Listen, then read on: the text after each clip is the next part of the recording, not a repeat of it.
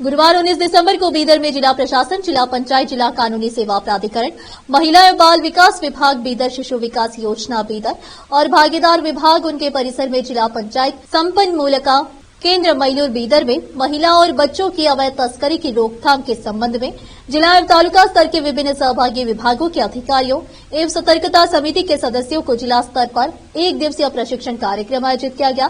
इस कार्यक्रम का उद्घाटन मुख्य अतिथि प्रकाश ए बंसोड़े, माननीय वरिष्ठ सिविल न्यायाधीश और सदस्य सचिव जिला कानूनी सेवा प्राधिकरण बीदर ने किया और संबोधित भी किया। इस अवसर पर केशवराव श्रीमाड़े, गुरिराज, शारदा कलमटकर, रूपा एसकोटे गौडर के अलावा अन्य लोग उपस्थित थे।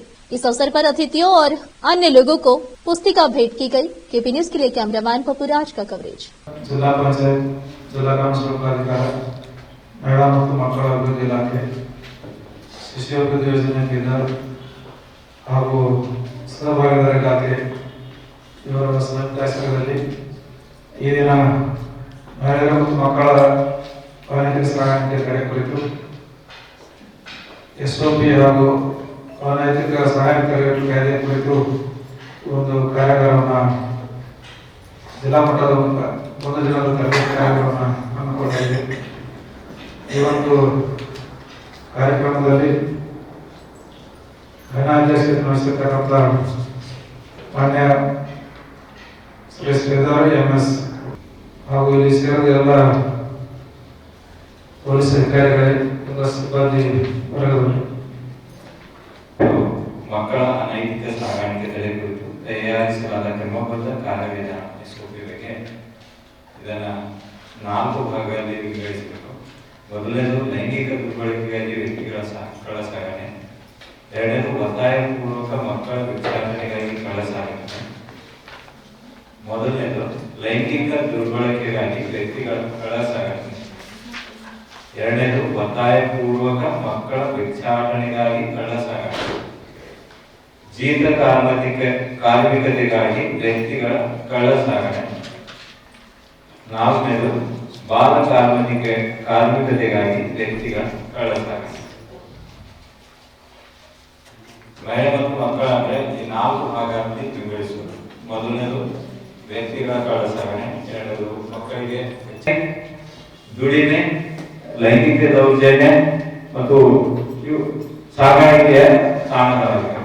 ದುಡಿಮೆ ಮತ್ತೆ ಆರ್ಥಿಕ ಅಸಬಲತೆ, ಸಾಮಾಜಿಕ ಪರಿಸ್ಥಿತಿ, ಇವುಗಳೆಲ್ಲ ಈ ಸಾಗಾಣಿಕೆಯ ಒಂದು ತಾಣವಾಗಿದೆ। ಅಲ್ಲಿಂದಾನೇ ಇದು ಪ್ರಾರಂಭವಾಗುತ್ತೆ, ಅಲ್ಲಿ ಅವರು ಕೇಂದ್ರೀಕೃತವಾಗಿರ್ತಾರೆ।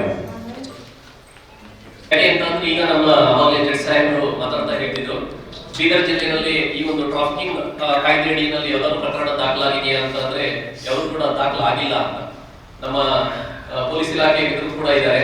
ತಮ್ಮ ಗಮನಕ್ಕೆ ಯಾವ್ದು ಇದೆ ಸರ್? ಯಾವ್ದು ಇಲ್ಲ।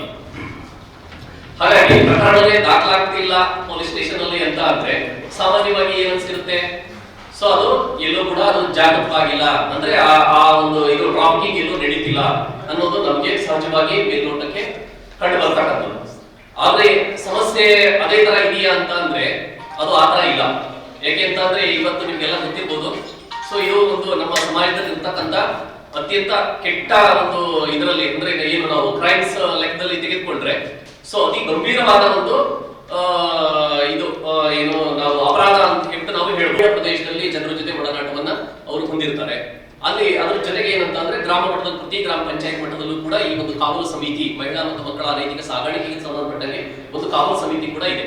ಆ ಒಂದು ಕಾವಲು ಸಮಿತಿ ಪ್ರತಿ 3 ತಿಂಗಳಿಗೊಮ್ಮೆ ಸಭೆ ಸೇರಿ ಏನಾದ್ರೂ ಆ ಪಂಚಾಯತಿ ವ್ಯಾಪ್ತಿನಲ್ಲಿ ಎಲ್ಲಾದ್ರೂ ಈ ತರದ ಪ್ರಕರಣಗಳು ಕಂಡು ಬಂದ್ರೆ ಅದನ್ನ ಸಂಬಂಧಿಸಿದವರ ಗಮನಕ್ಕೆ ಅದನ್ನ ತರಬೇಕು, ಜೊತೆಗೆ ಆ ತರದ ಆತಂಗೆ ಜನರಲ್ಲಿ ಅರಿವು ಮೂಡಿಸಬೇಕು ಅನ್ನೋ ಕಾರಣಕ್ಕಾಗಿ ಆ ಒಂದು ಕಾವಲು ಸಮಿತಿಗಳನ್ನು ಕೂಡ ರಚನೆಯನ್ನ ಮಾಡಲಾಗಿದೆ। ಹಾಗಾಗಿ ಇಲ್ಲಿ ವಿವಿಧ ಇಲಾಖೆಗಳನ್ನ ತೊಡಗಿಸಿರ್ತಕ್ಕಂಥ ಉದ್ದೇಶ ಏನಂತಂದ್ರೆ ಜನರ ಜೊತೆ ನೇರವಾಗಿ ಒಡನಾಟ ಹೊಂದಿರ್ತಾರೆ, ಆ ತರದ ಏನಾದ್ರು ಪ್ರಕರಣಗಳು ಕಂಡು ಬಂದ್ರೆ ನೇರವಾಗಿ ಅವರು ಸಂಬಂಧಪಟ್ಟವರಿಗೆ ಗಮನಕ್ಕೆ ತರಬೇಕು, ಜೊತೆಗೆ ಸಾರ್ವಜನಿಕರನ್ನು ಕೂಡ ಈ ತರದಲ್ಲಿ ಈ ಒಂದು ವಿಚಾರಗಳಿಗೆ ಸಂಬಂಧಪಟ್ಟಂಗೆ ಅರಿವನ್ನ ಮೂಡಿಸಬೇಕು।